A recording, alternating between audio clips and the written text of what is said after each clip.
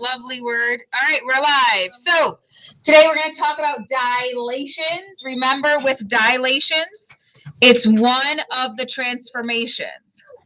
However, dilations do not preserve distance. They do preserve angle measure. So dilations preserve angle. Now, on top of preserving angle measure, dilations are used for similarity. So because of our other ones which were translation, rotation, reflection, that was all for congruent. This is all relating to similarity. Okay? Now, yesterday I told you that your money point, your most important point, is your CD, your center of dilation. And oftentimes when you were little and if you did dilations in other grades, your center of dilation is often either the center of the shape or the point 0, 0. For our purposes, that's not the case anymore. Now it's going to be some arbitrary point in the universe that you're going to be dilating around. This right here is what I like to call our money point. This is the point that we keep coming back to over and over and over again. So I'm going to start off by demonstrating this doing lines. So I'll have this be point A and this will be point B, because what you're going to do together and during your teddy bear time is you're going to dilate some lines. So that's why it's really, I'm going to demonstrate it here. I told you that your first step is to draw long lines. And those long lines are going to be from your money point, your center of dilation, to each point on your image, on your pre-image. Okay, so here's my money point, my center of dilation. I'm going to put my ruler so it's on B and draw a line that goes quite a long way. And then I'm going to put the letter B here because I know my B prime is going to have to be somewhere on this line. Then I'm going to connect my center of dilation to A. And I'm going to have that point go very gently on a long way. And I'm going to put an A because I know my next point is going to be somewhere on that light line. So now, are there going to be like cases where we have to dilate a line without like this center? Yep.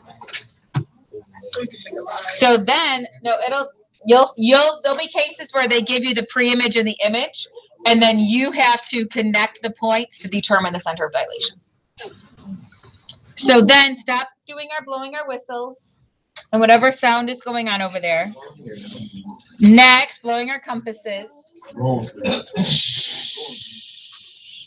Next, what we're going to do is we need to use that, because there's no graph paper here, we're going to measure, and we're going to use centimeters. That way we don't have to deal with fractions. So we're going to measure in centimeters the distance between our center of dilation and each pre-image point.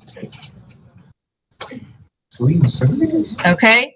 We do, because otherwise you're going to have to pay attention to like fourths, eighths, halves. So if you use centimeters, it's just straight 0.1, 0.2, 0.3, 0.4.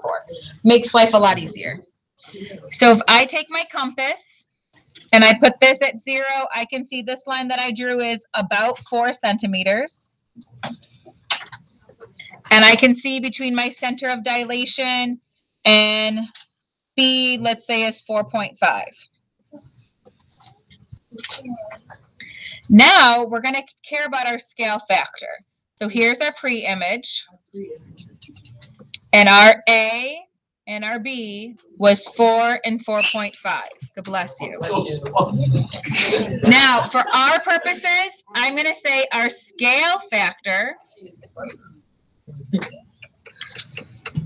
is 2. So here I'll write scale factor 2. So after, my third step is I'm going to multiply each distance by the scale factor. And I'm going to use FF for scale, or SF for scale factor. So if I have 4, 4 times 2 is going to give me 8. If I have 4.5, 4.5 times 2 is going to give me 9. So this is where some students have been missing it. When you plot your new point, you're going to plot the image from our money point, our center of dilation. So I'm going to go back to my center of dilation. On the A line, I'm going to look for 8. So here, put this at my center of dilation. I look for 8. Here it is. So I know that this is A prime. For B, I'm going to go to my center of dilation. I'm going to put it on that B line, look for where I get 9 up here. And now I have my B prime. And then finally, I'm going to connect the dots. And I'm going to say connect the points. So when I do this,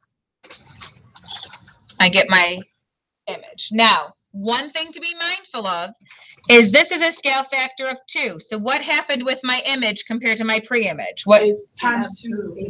And it got bigger, right?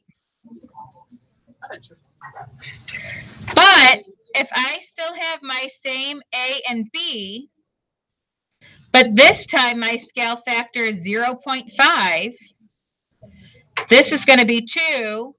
This will be 2.5 because 4 times 0.5 is 2, and 4.5 times 0.5 is 2.25. When I go back here using centimeters, and I mark my 2, and I mark my 2.25,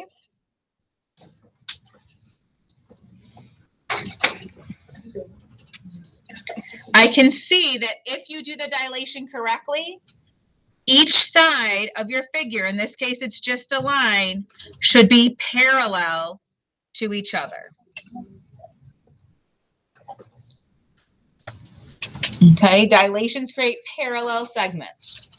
Now, one more thing we need to know, this everyone should write down because I did not teach it yesterday. Now we're going to talk about scale factor.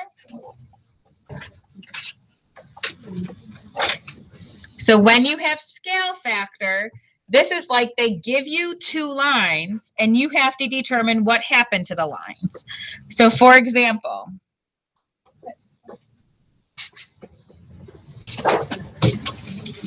if this is our first line and this is our second line, we have to determine what happened between our pre-image and our image. Now, in this case, because this is not on graph paper or coordinate plane, I do have to use my ruler to measure. And so when I measure my A to B, I found that my length is 8. When I measure my A prime to B prime, I found out that my length is 2. So did this get bigger or smaller? Going from, it went smaller, right? From my pre-image AB to A prime B prime, I know it went smaller. So because of that, I know that when my scale factor is less than 1, it's going to get smaller. If my scale factor is greater than 1, it's got to get bigger. So if I put 8/2, well, that's going to give me 4. That means the line got bigger. So when we do scale factor, we always put our new length divided by our old. And so last year I told my students to think of, oh no, I have no scale factor. So the way that I determine it is I put my new length divided by my old length. So my new is 8. My new is 2. My old is 8. 2 divided by 8 is 1/4. So my scale factor is either 1/4 or 0.25. So what you're going to do today is you're going to see a shape. And then you're going to see another shape. And you're going to have to determine the scale factor.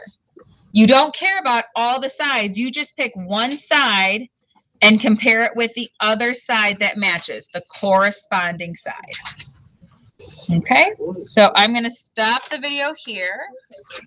Give me a second.